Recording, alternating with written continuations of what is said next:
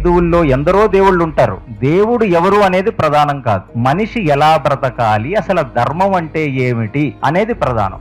Family cultures అనేవి ఏ దేశంలో కూడా మీకు భారతదేశంలో ఉన్నంత ఫ్యామిలీ కల్చర్స్ కనబడవు ఇక్కడ. ఎందుకంటే వీళ్ళకి రామాయణ మహాభారతాలు వాళ్ళ జీవనానికి ఒక ఆధారం. అంత స్ట్రాంగ్ పునాదిగా మన పూర్వీకులు, మన ఋషులైన వ్యాసుడు, వాల్మీకి ఇట్లాంటి వాళ్ళందరూ ఇచ్చారు. సో మోడర్న్ పీపుల్ కి మహాభారత రామాయణాల వల్ల పర్సనాలిటీ డెవలప్మెంట్ అది ఎంతగానో ఉపయోగపడుతుంది. అందరికంటే ముందు ఏంటంటే సనాతన రిసర్జెన్స్ అనేది జరుగుతుంది. బికాజ్ వ్యాస హృదయాన్ని చాలా తేలిగ్గా ఒక యాప్ రూపంలో తీసుకొచ్చారు. ఇవాళ అసలు ఒక వ్యక్తి లిపి యాప్స్ లోకి వెళ్తే చాలా తేలిగ్గా ఒక్కొక్క క్యారెక్టర్ ఈజీగా అర్థం చేసుకోగలడు. ఇవాళ మనందరిలో చాలా మందికి డౌట్, కర్ణుడు మంచివాడా చెడ్డవాడా, గాంధారి శాపం నిజంగా ఫలించిందా ఫలించలేదా, భీముడు తిండిపోతా జ్ఞానవంతుడా, ఇలాంటివి ఎంతగానో రీసెర్చ్ చేసి తెలుసుకోవాల్సింది లిపి యాప్ లో one of the most authentic source of Mahabharatam నాకైతే కనపడింది. నేను చాలా చాలా లెవెల్స్ లో దాన్ని స్క్రూటినైజ్ చేసి